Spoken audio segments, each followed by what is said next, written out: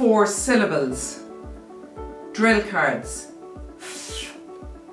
Qua, U, O, E, A, I, E, E, A. PH sounds like an F. Q always has a U after it. The U will not be considered a vowel. The next letter will be the vowel. These are the open vowels. That will be explained in a few minutes, and that's why they say their name U, O, E, A, I. Y on the end of a word says, a multi-syllabic word says E. In book 3, we learned that Y on the end of a one-syllable word says I, with a few exceptions. Now we know it says E. Y also says I on the end of a syllable in a word, such as cyclone or tyrant. EY has 2 sounds. It says E in some words and A in some words. It'll appear in its colour depending on the sound it makes. The first chapter of book 4 works with PH and QU. Chapter 2 starts syllable division. A syllable is like a beat in a word. If a child hears a word and you ask them how many syllables are in that word, you can get them to rest their chin on their hand. And if the word is fantastic, ask them how many times the chin pressed down on the hand, and they'll hear the beats. They can also go fantastic, but this way is more accurate because they can do a lot of claps and miss the beats. If they're looking at a word and there are 2 vowels that are separated, so don't make one sound, that's how they determine it's a 2-syllable word. Chapter 2 starts at syllable division. The first part of the chapter is when there are 2 consonants between the vowels. It's very straightforward. The 2 consonants are highlighted in bold black, which draws their eyes into the bold black consonants. They look at the 2 consonants. On page 18, the first word is sudden. The 2 D's are in bold black. That's what attracts their eyes. Get them to draw a pencil down between the 2 D's, and under it on the line write the first syllable, which is SUD. Then write that, sud, go back up to the word, read the second syllable, then go to the word underneath and read sudden. And work your way through that part of the chapter. It's very straightforward. There are 2 consonants between the vowels. They're in bold black. They draw a line between the consonants. It splits the word into 2 syllables. First syllable, second syllable. Make sure they read both syllables separately. So try to prevent something like this. Sud, sudden. Make sure they do sud, den, sudden. Otherwise they will make mistakes.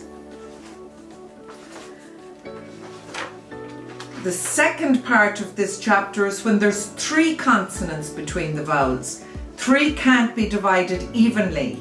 This will be split using common sense and whether there are blends or digraphs involved. Obviously, if there's a digraph like SH, it won't be split. Blends tend to stay together, so if there's a TR or a BR or a BL, they will stay together. But it's split according to common sense. There are some examples.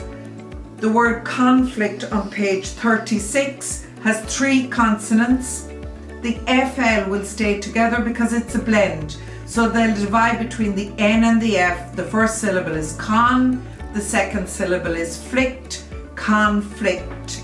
Towards the end of this section, page 38, the blend tends to be in the first part of the word like pumpkin. So the MP will stay together.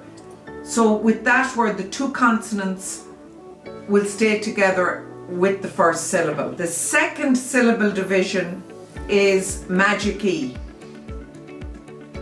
This is just the same magic E that we learnt in book 3, except now it's the final syllable.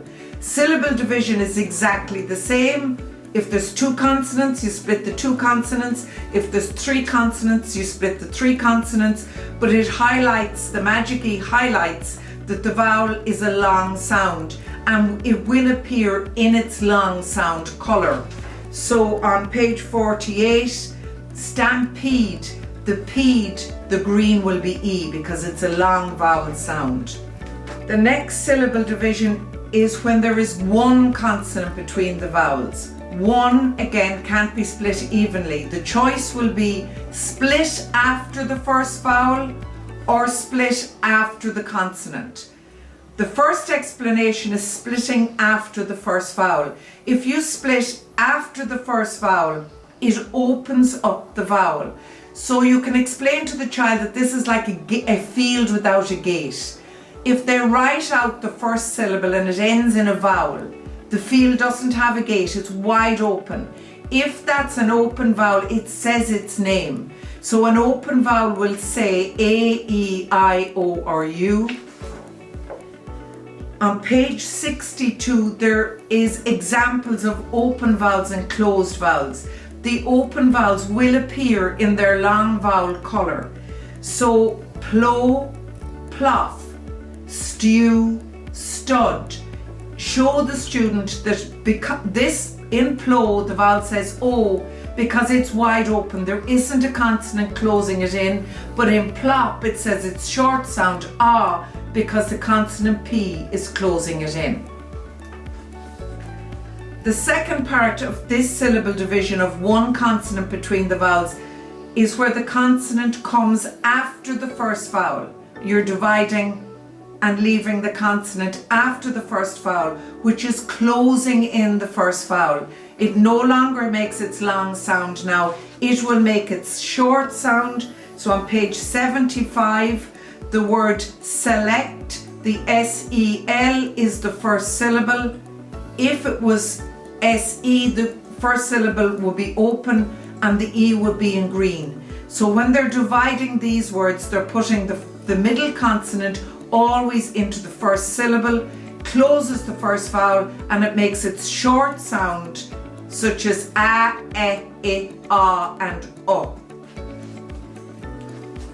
The final syllable division is a consonant-LE syllable. The consonant could be BLE, DLE, FLE, KLE, but they all rhyme with pull. So the consonant-LE syllables appear in bold blue. So that is the last syllable, the bold blue consonant-LE. It can be divided just before that syllable and they'll all rhyme with pull. So bottle, whistle, rifle, middle, pebble. That consonant-LE will rhyme with pull. Chapter 3 has the long vowels Y, E and EY. The EY has 2 sounds. The Y on the end of a multisyllabic word says E. The EY has 2 sounds, E and A. You can work your way through that chapter putting in the sound of the colour it appears in. So when the word like funny, the Y will appear in a green sound which is long E. In a word like way, the EY will appear in an orange sound which is A. On page 104 there's exceptions to this. It's when Y appears on the end of a multisyllabic word saying I. So there are a series of examples here. It's then in its blue I sound, occupy, reply, deny. These are words that would probably have to be learned off by heart because it tends to break the rule of the Y saying E on the end of a multisyllabic word. The last chapter, chapter 4, is when the suffix ED is added to a word, a base word that already exists. When ED is added to a word, it has 3 sounds. It can say duh, t, or ed, depending on the word it's added to. There's a section of examples. On page 118, filled, the ED says duh. On page 119, acted, the ED says ed. And on page 120, asked, the ED says t. The child does not necessarily remember what sounds the ED makes depending on the letter coming before it. They just make sense of the word. So they're not going to read it ask ed. They make sense of the word and they put in the sound that actually makes a word for them rather than remembering yet another rule. The last page is page 127. When the child can read these words quest, insect, invade, fever, select relatively fluently without stopping and spending a lot of time decoding, they can move to book 5. If they're still actively decoding, they need some extra work in book 4, so go back and just practice some of the areas that they feel that they may need extra work in.